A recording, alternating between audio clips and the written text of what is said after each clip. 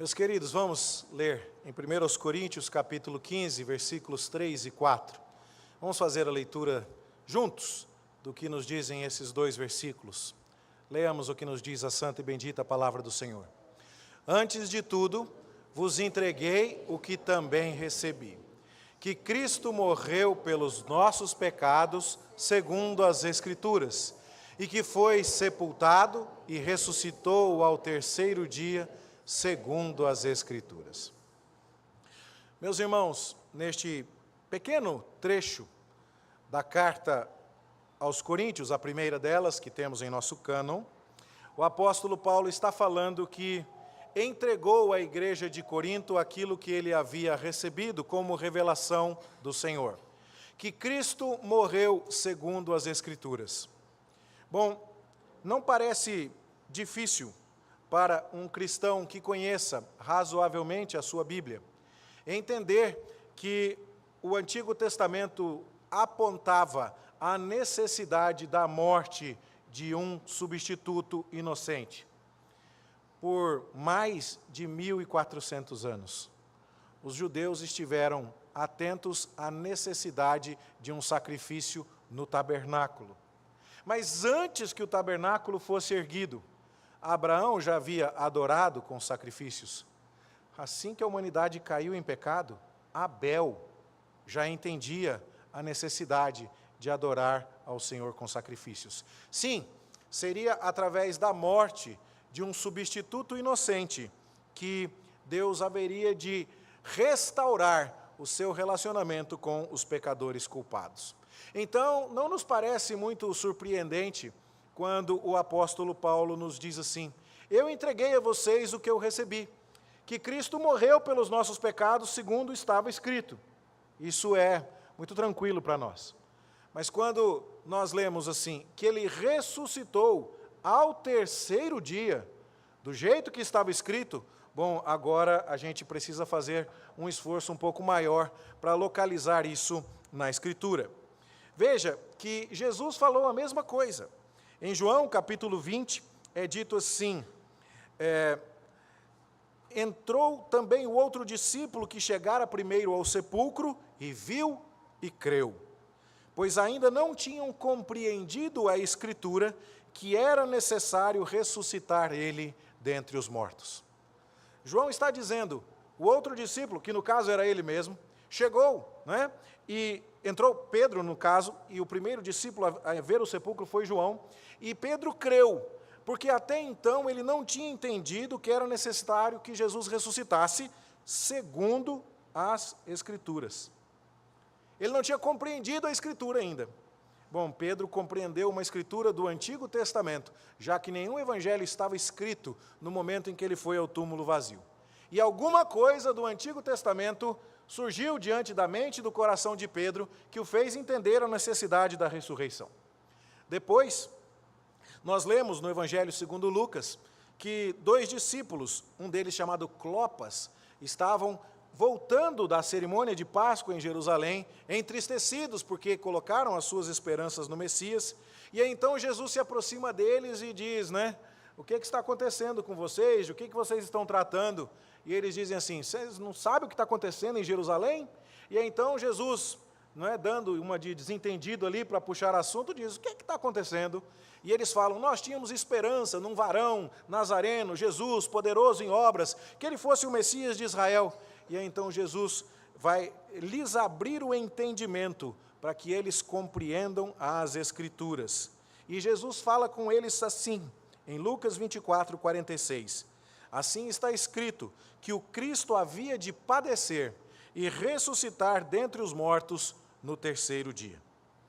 O apóstolo Paulo vai falar disso no texto que lemos.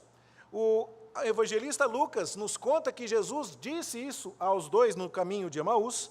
João diz que Pedro entendeu que isso estava escrito no Antigo Testamento, mas onde será?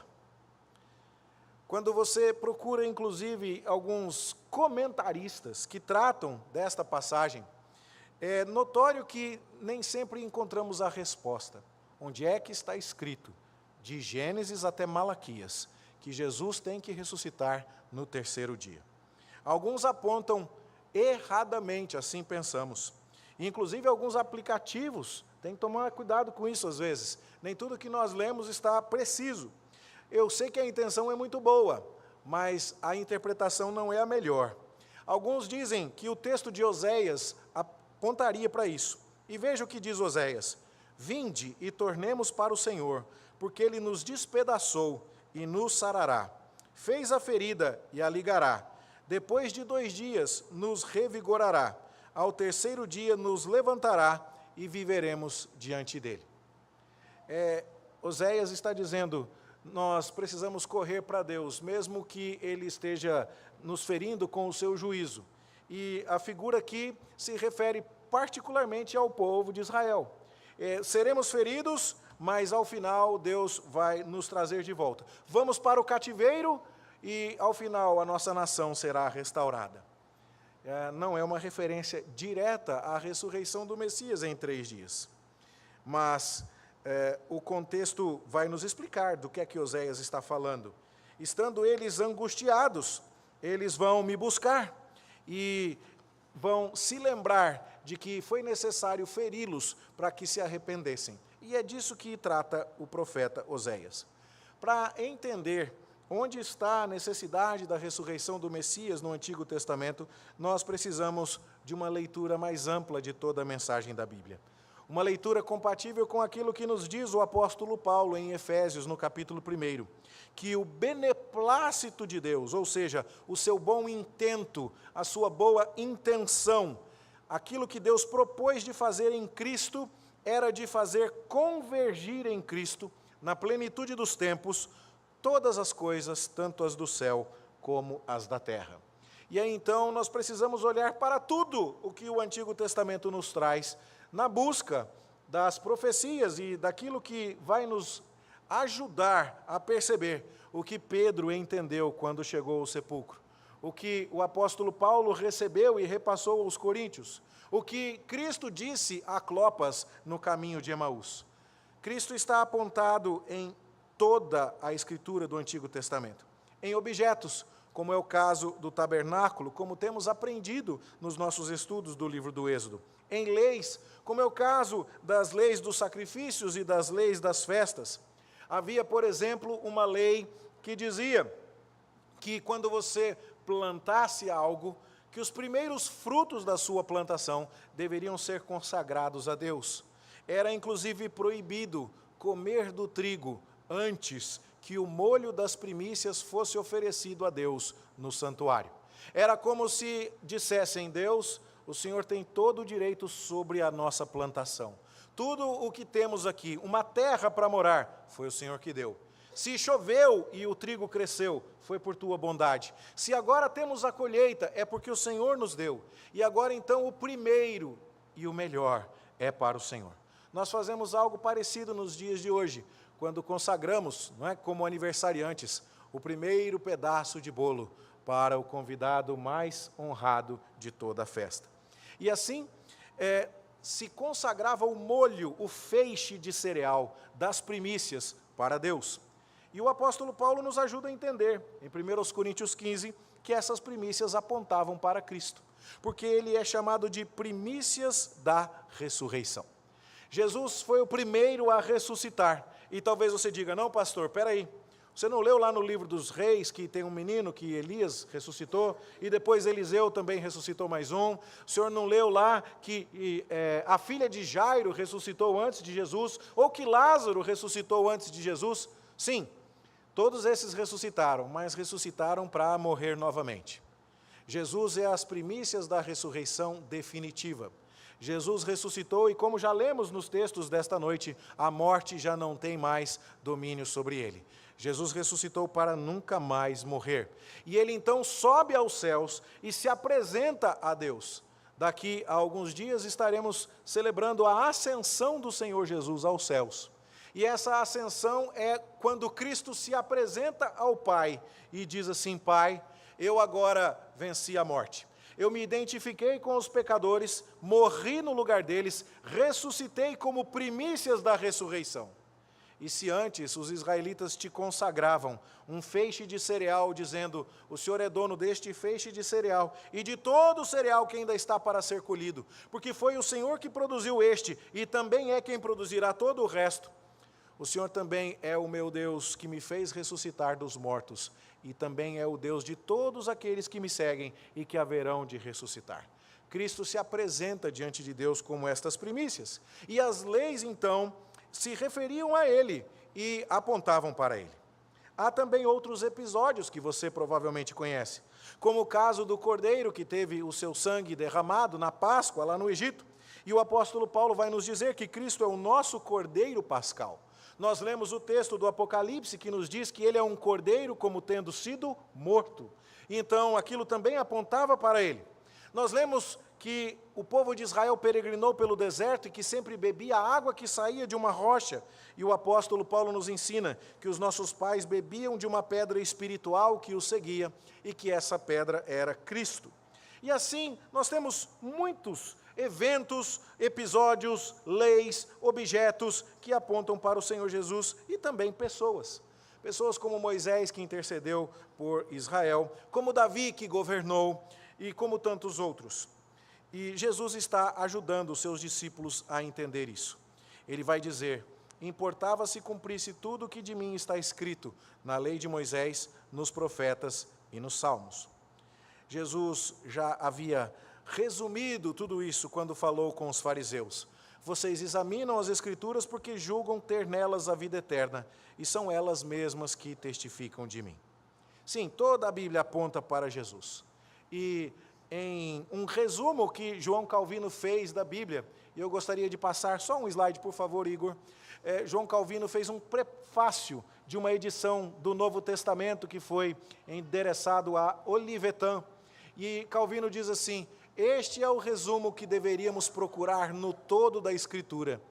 Verdadeiramente conhecer a Jesus Cristo e as infinitas riquezas que são compreendidas nele e são oferecidas a nós pelo Pai por meio dele. Se alguém fosse peneirar minuciosamente a lei e os profetas, não encontraria uma única palavra que não nos atraísse e trouxesse até ele.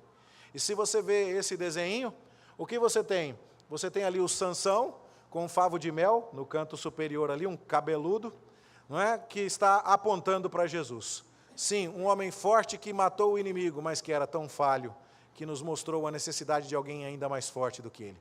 No buraco, usando uma roupa colorida e apontando de dentro do buraco para Cristo, está José, aquele que foi traído por seus irmãos, que foi amado por seu pai, que foi tentado, mas não caiu em tentação, que esteve condenado junto com outros 2 prisioneiros, que saiu da prisão direto para a glória, que da glória abençoou o mundo com a sua sabedoria, que perdoou os irmãos que o ofenderam e colocou um banquete diante deles. Tudo isso está apontando para Cristo. Você tem ali o Gideão com um chofar ali na mão, um homem que acendeu tochas no escuro para vencer o inimigo, e que Isaías nos mostra que é como foi no dia dos midianitas, a vitória de Gideão, assim é a vitória de Cristo, a luz do mundo que resplandece nas trevas. Você tem ali Davi com a harpa na mão, você tem o Isaac que está amarrado sobre o altar, apontando para Cristo com o dedo do pé, eu acho que você consegue ver ali, né? Então, é o Isaac apontando para Jesus, Moisés com a lei e tantos outros personagens.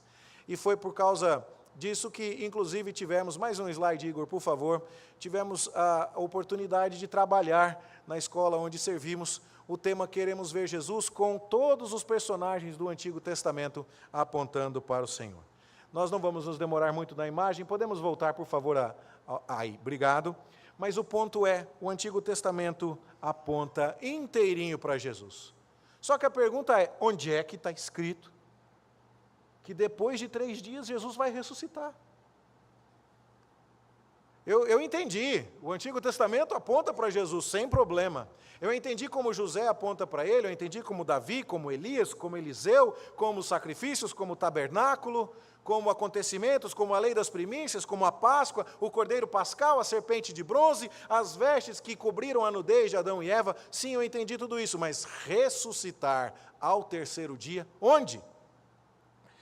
O salmista nos ajuda expressando um pouco dessa esperança de ressurreição. No Salmo 49 nós lemos assim: Deus remirá a minha alma do poder da morte, pois ele me tomará para si. Essa é, sem dúvida, uma expressão de confiança do salmista que fala de ressurreição, mas ainda nos parece muito vaga, embora tenhamos uma ideia um pouco mais clara no texto de Isaías, capítulo 53, que vamos estudar nesta noite, se o Senhor Deus nos permitir. Você conhece o texto do servo sofredor? É dito assim: designaram-lhe a sepultura com os perversos. Sepultura é o lugar de quem morreu. Então, o texto de Isaías fala da morte do servo sofredor. Mas quão rico esteve na sua morte, posto que nunca fez injustiça. Todavia o Senhor agradou Moê-lo, fazendo-o enfermar. Quando der ele a sua alma como oferta pelo pecado, verá a sua posteridade e prolongará os seus dias. Talvez você nunca tenha pensado sobre isso, mas o fato de que Jesus entregará a sua alma como oferta pelo pecado, e depois disso verá o resultado e ficará satisfeito. Você consegue entender? Você já fez alguma cirurgia e tomou uma anestesia? E você, logo em seguida da cirurgia, acordou, olhou para os pontos e falou: gostei, doutor, foi assim? Não, você estava apagado, você não viu nada.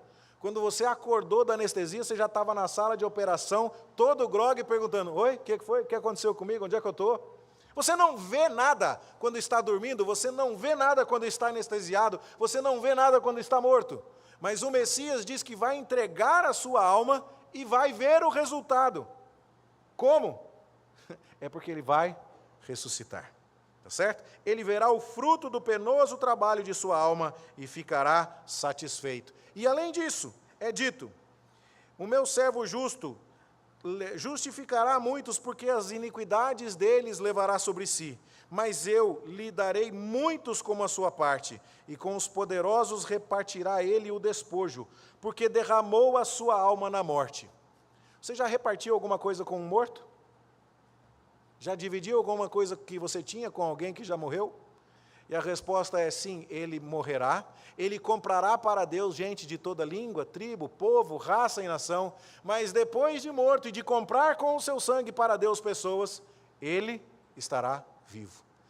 O texto não usa a palavra específica de ressurreição, mas sugere fortemente que a morte não será o fim para o servo sofredor. Também, no texto que lemos na sexta-feira, nós vemos que Davi aponta para isso. Davi descreve o sofrimento de Jesus no Salmo 22, e como vimos na sexta-feira, ele fala a respeito de um consolo que vem no Salmo 23, e do fato de que refrigeras-me a alma, e a palavra ali é ressuscita-me a alma. Aquilo parece um pouco mais claro. E depois então, ainda que ele ande pelo vale da sombra da morte, que é o que acontece conforme a descrição do Salmo 22, assim me deitas no pó da morte, zombado pelos meus inimigos, com a minha túnica sendo repartida em sortes, com uma súcia de malfeitores que me rodeia, a língua se me apega ao céu da boca. Assim eu morro, diz o Salmo 22, e ainda que eu ande pelo vale da sombra da morte, diz o 23, tu refrigeras a minha alma, ressuscitas-me, trazes-me de volta à vida.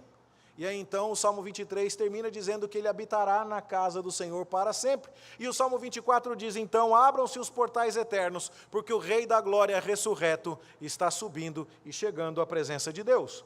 Bom, assim então temos muito claramente a ideia de que o servo sofredor, o rei messiânico, aquele de quem Isaías profetiza, aquele para quem Davi aponta, vai sofrer, vai morrer e vai ressuscitar.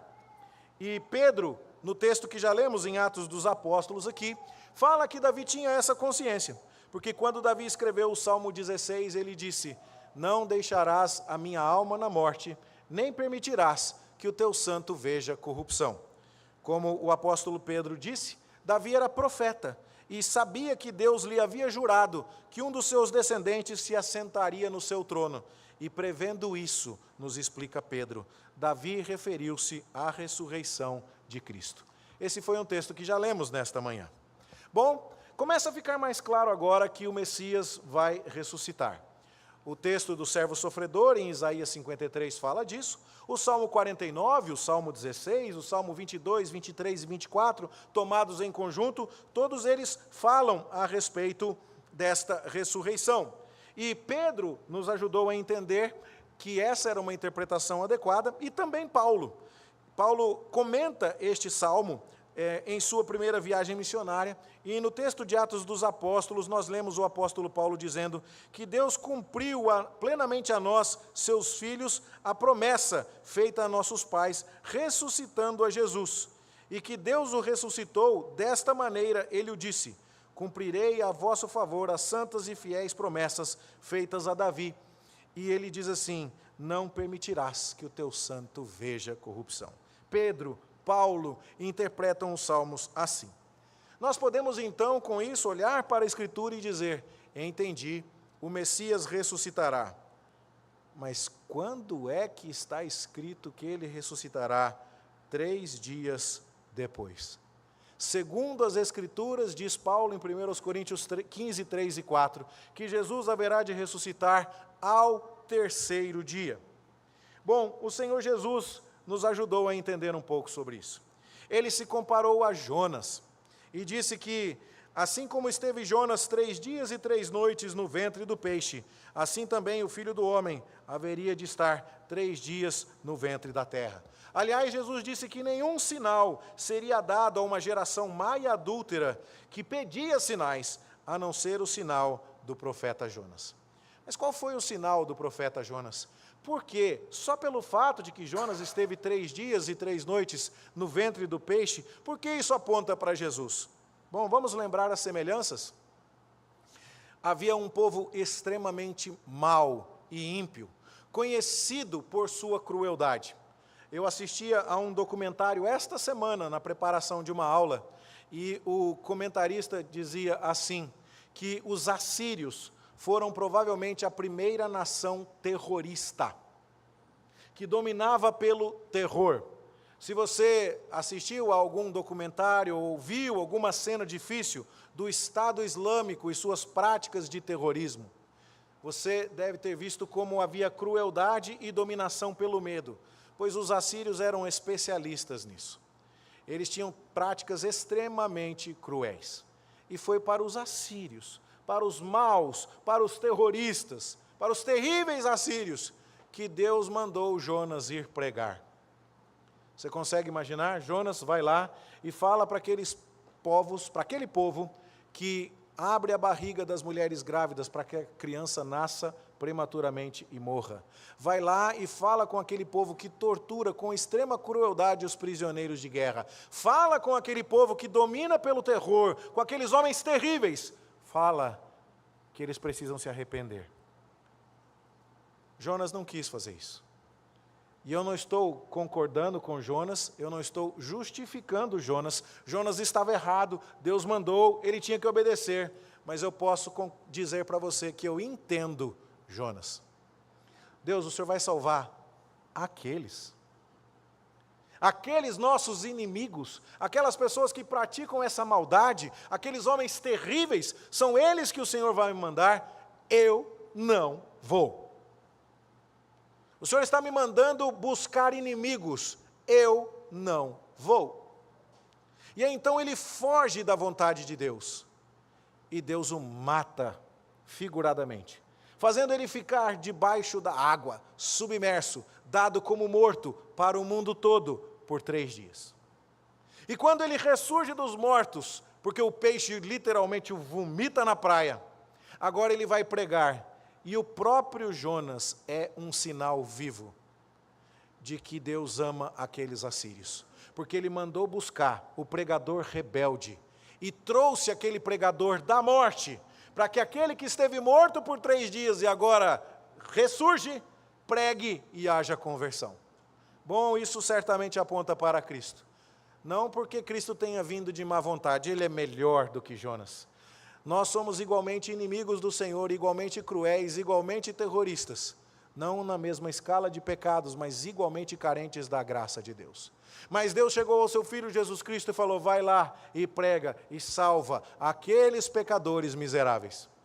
E Jesus não fez como Jonas, que fugiu do Senhor. Ele veio voluntariamente cumprir a vontade do Pai. E ele então se ofereceu para morrer. Jonas morreu contrariado. Jonas morreu porque não tinha jeito.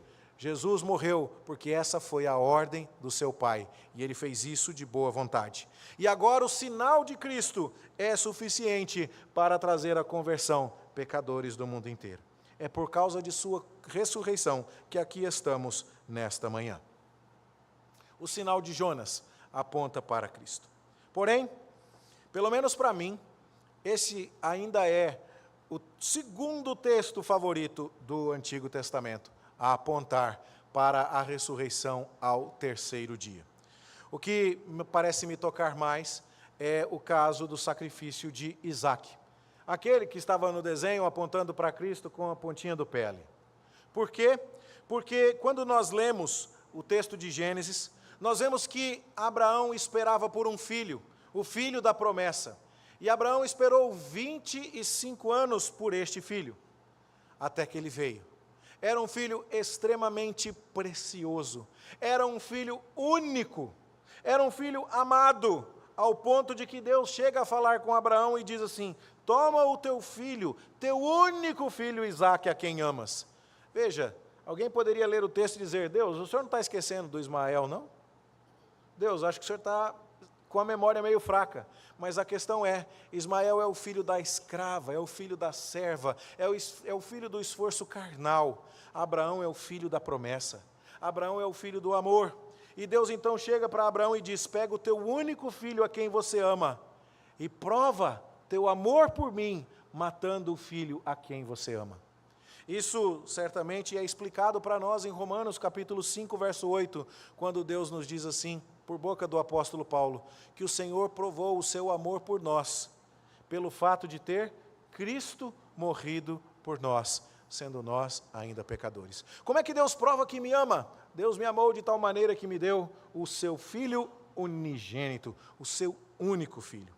Mas o que é curioso é que Deus chegou e disse: você vai até a terra de Moriá, Abraão, e vai oferecer ali em holocausto ao Isaque. E Abraão se levanta de madrugada e nem conversa com a patroa. Ele não avisou a Sara. A mulher ia desmaiar. Você consegue imaginar? Onde você está indo, marido? Estou indo matar o teu filho. Isso é coisa que se fala para a esposa? Ele se levanta de madrugada e pega o menino e sai andando. Queridos, Abraão não hesitou. Ele não teve dois pensamentos. Era a ordem de Deus. E Abraão se levanta, diz o texto, e de madrugada prepara o seu jumento, toma 2 servos, toma Isaque, racha a lenha para o holocausto e vai para o lugar que Deus lhe indicou. Só que a viagem é um pouco longa. Ela demora 3 dias. Ao terceiro dia, erguendo Abraão os olhos, viu o lugar de longe. E então Abraão diz aos seus servos: fiquem aqui com o jumento, e eu e o rapaz iremos lá até lá, e havendo adorado, voltaremos para junto de vós. É curioso, meus irmãos, como Deus tem um zelo tão grande por sua palavra, que até os tempos verbais, até o número do verbo, a pessoa do verbo é importante. Porque Abraão não disse assim: esperem aqui que nós vamos e eu voltarei. Porque era isso que ia acontecer na cabeça de Abraão. Se você estivesse raciocinando como alguém que vai matar o filho, fiquem vocês aqui, vamos em 2 e eu volto sozinho. Mas o que Abraão diz para os seus servos é: eu e o rapaz, nós iremos até lá, e havendo adorado, voltaremos. Ou seja, nós 2 vamos voltar. E o escritor aos Hebreus presta atenção a esse detalhe fundamental e o interpreta para nós. Lá em Hebreus 11 está escrito que pela fé Abraão, quando posto à prova, ofereceu Isaque.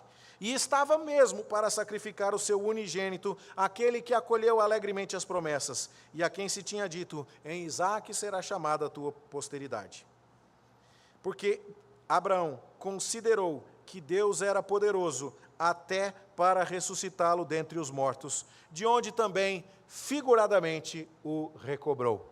Há uma ressurreição figurada aqui, no fato de que um pai leva o seu filho para morrer, que esse pai leva esse filho até a mesma montanha onde mais tarde Davi ia sacrificar, Salomão ia construir o templo e os sacrifícios diários de Israel seriam oferecidos por 1000 anos.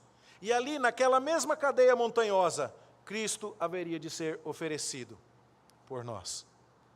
E Abraão, então, por 3 dias, caminhou com o seu filho ao seu lado, literalmente morto. Ele já havia decidido matar o seu filho. Mas ele diz, nós vamos, nós voltaremos. E o escritor aos Hebreus diz, porque ele cria no poder de Deus para ressuscitar Isaque. E de fato, ainda que figuradamente, Abraão recuperou o seu filho ressurreto. Se ainda nos parece difícil entender que Abraão enxergou tudo isso, nós podemos ainda ser socorridos pelas palavras do Senhor Jesus em João capítulo 8, quando disse o seguinte, Abraão alegrou-se por ver o meu dia, viu-o e regozijou-se. Eu não sei o quanto foi que Abraão entendeu, mas Jesus falou que Abraão entendeu sobre ele. Abraão entendeu sobre Cristo, sobre o Messias crucificado, sobre o Messias ressurreto. Sim, a palavra do Senhor está falando de maneira muito clara de uma ressurreição ao 3º dia. É claro, há um quê de mistério nisso tudo. Há uma ideia de que nós só somos capazes de interpretar a lei de Deus quando Deus nos mostra. Sabe, é mais ou menos como você observando o álbum de casamento dos seus pais. Você era muito pequeno para entender tudo o que estava acontecendo. Sempre tem um tio que está emburrado, sempre tem um vô que brigou com a avó na festa do casamento, não tem umas coisas assim? E a gente às vezes olha, quando é criança, o álbum de casamento e não percebe. E aí então vai lá alguém e explica para você, olha o que está acontecendo, e você agora, com mais informações, né? A senhora está pensando no beijo da minha mulher, que eu tenho certeza. Que eu contei a história do beijo da minha mulher uns dias aqui, e olha só o que deu, nunca mais vou me recuperar disso. Deixa passar, irmã, deixa ir embora. Mas tem uma história que depois eu conto, não posso contar mais, chega, né? Já deu, né, meu bem, já acabou, não posso contar mais. Mas tem uma história no meu casamento que tem que mostrar lá no álbum, só que eu não posso mostrar mais porque deu ruim, né? Mas todo álbum de casamento tem alguma coisa assim. Aí vem alguém para você e explica, você percebeu, isso é aquilo, aquilo tem essa condição. Deus abriu as Escrituras e disse assim, você percebeu? Eu estou fazendo isso aqui, eu estou preparando você para receber alguém que vai morrer e vai ficar 3 dias sepultado e depois virá para falar ao inimigo. Vai trazer conversão ao inimigo, de má vontade agora, mas o próximo vem de boa vontade.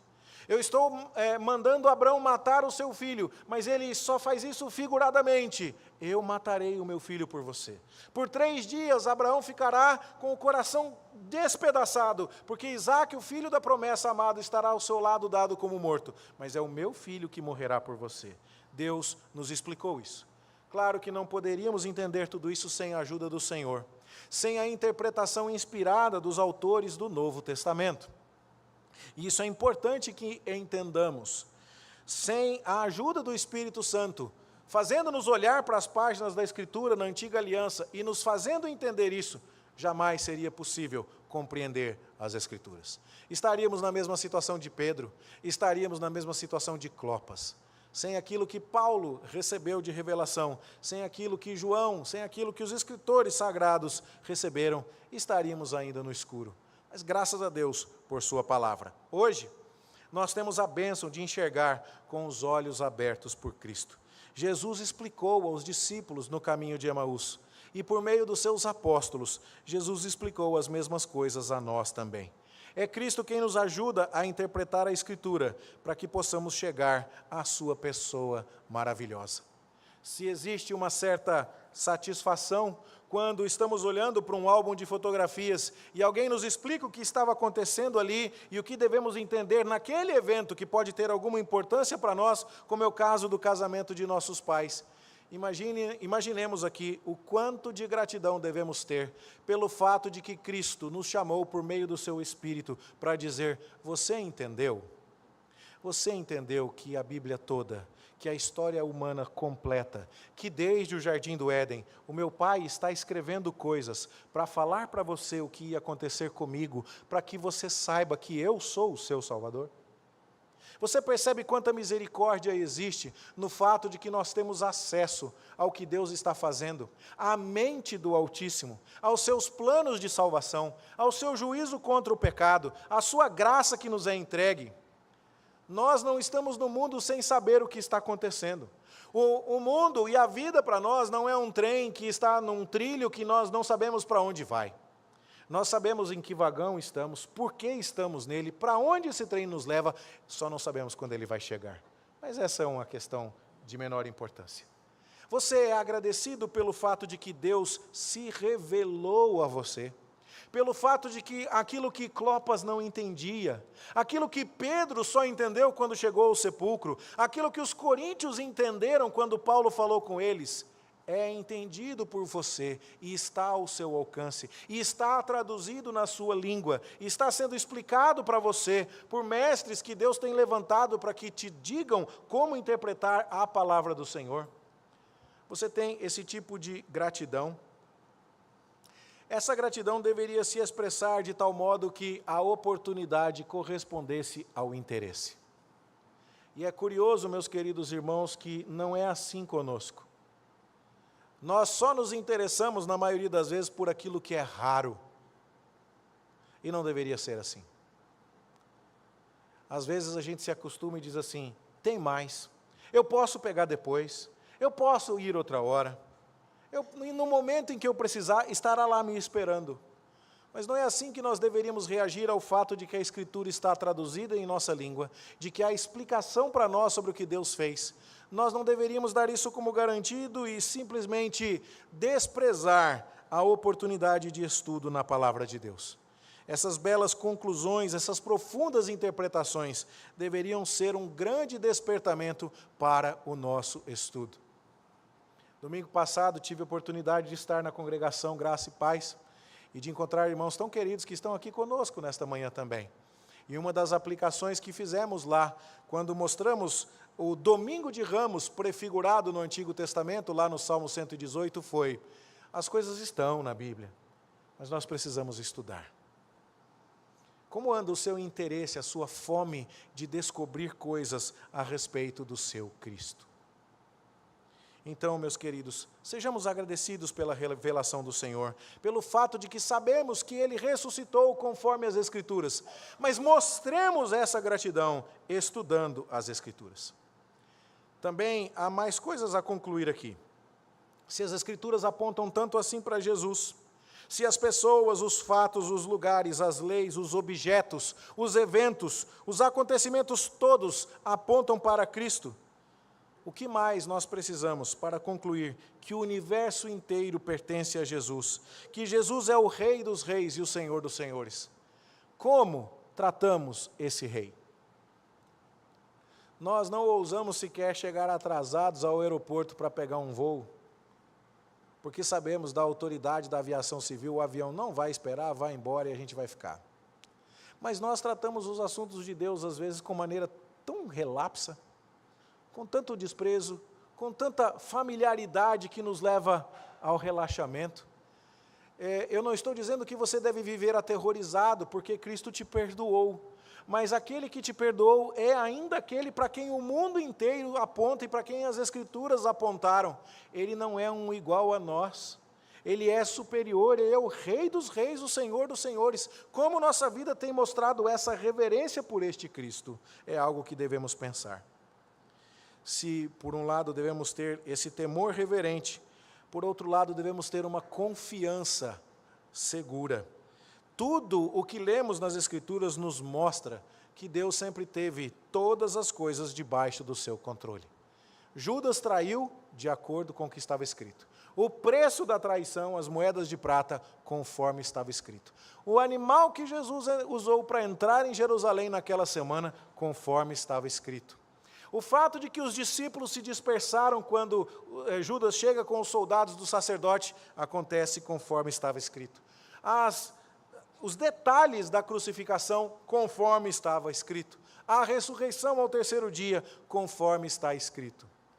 Já parou para pensar que todos os seus dias, cada um deles, foi escrito e determinado, conforme nos diz o Salmo 139? Então, isso é para nós também um incentivo à confiança. Quem sabe você está preocupado com algum grande problema, se perguntando se Deus está prestando atenção em você, se Ele está olhando para a sua aflição. Saiba, tudo acontece conforme está escrito. Deus não se esqueceu e jamais se esquecerá de cada um de nós. E por último, nós percebemos que todas as coisas, todas as pessoas apontaram para Jesus. Se Davi apontou para Jesus enquanto reinava, se José apontou para Jesus quando foi traído, quando perdoou os irmãos, quando abençoou o mundo através de seus dons, se Sansão apontou para Jesus quando na sua morte salvou, trouxe maior livramento para Israel do que durante todo o período da sua vida, e Cristo em sua morte nos trouxe maior bênção ainda. Se tantas outras coisas acontecem ao longo do Antigo Testamento, nós vemos que esses irmãos entraram para uma galeria de gente que apontou para Cristo. E Jesus chegou a dizer que desse pessoal todo tinha um que era maior do que todos. Dentre os nascidos de mulher, Jesus disse, ninguém é maior do que João Batista. Mas qual foi a grandeza de João Batista? Se ele não fez um reinado de 40 anos, como foi o caso de Davi, se ele não construiu o templo como Salomão, se ele não trouxe as tábuas da lei do Monte Sinai como Moisés, porque João Batista era maior do que todos os nascidos de mulher? Porque nenhum dos que o antecederam apontou para Cristo com tanta clareza quanto João Batista. João Batista disse, esse aqui, é o Cordeiro de Deus que tira o pecado do mundo. É Ele. Não precisa esperar mais não é outra pessoa, está aqui, é Ele. Só que Jesus ainda diz na sequência que o menor no reino dos céus é maior do que João. João vai morrer decapitado, sem ver a crucificação, sem ver a ressurreição, sem ver o envio do Espírito Santo, sem ver a formação do cânon do Novo Testamento, sem ver a igreja se espalhando para todo mundo, sem ver o que acontece no Jardim América, em Goiânia, em 2025. E quando nós podemos dizer, Jesus Cristo mudou a minha vida, Ele é o Cristo morto e ressurreto, é o Cristo das Escrituras, aquele que ressurgiu ao terceiro dia, conforme estava escrito, nós estamos nos envolvendo numa missão ainda maior do que aquela que foi confiada a João, porque estamos apontando para Jesus com clareza ainda maior. E a pergunta que precisamos nos fazer é exatamente essa, estamos falando de Jesus? Estamos mostrando Jesus? Bom, hoje você acordou bem cedo. E quando você chegou aqui, o que foi que você disse? Ele ressuscitou. Você está aqui porque Cristo ressuscitou. Você está dando um testemunho com a dedicação do seu tempo, com o seu culto, com a sua adoração, de que você entende que Cristo ressuscitou conforme a Escritura. Que isso então, meus irmãos, seja para nós um motivo de gratidão. Deus se revelou. Que seja um motivo de estudo, podemos aprender cada vez mais sobre Ele. Que seja um motivo de reverência, Ele é grandioso demais, tudo aponta para Ele. Que seja um motivo de confiança, tudo vai conforme está escrito, eu não preciso temer. Mas que seja um motivo de evangelização. Nós conhecemos aquele sobre quem tudo foi predestinado, pré-determinado. Que o Senhor assim nos abençoe na celebração da ressurreição do seu Filho nesta manhã. E que estudemos, confiemos, reverenciemos, evangelizemos, descansemos no Cristo ressurreto. Que assim seja em nome de Jesus. Amém.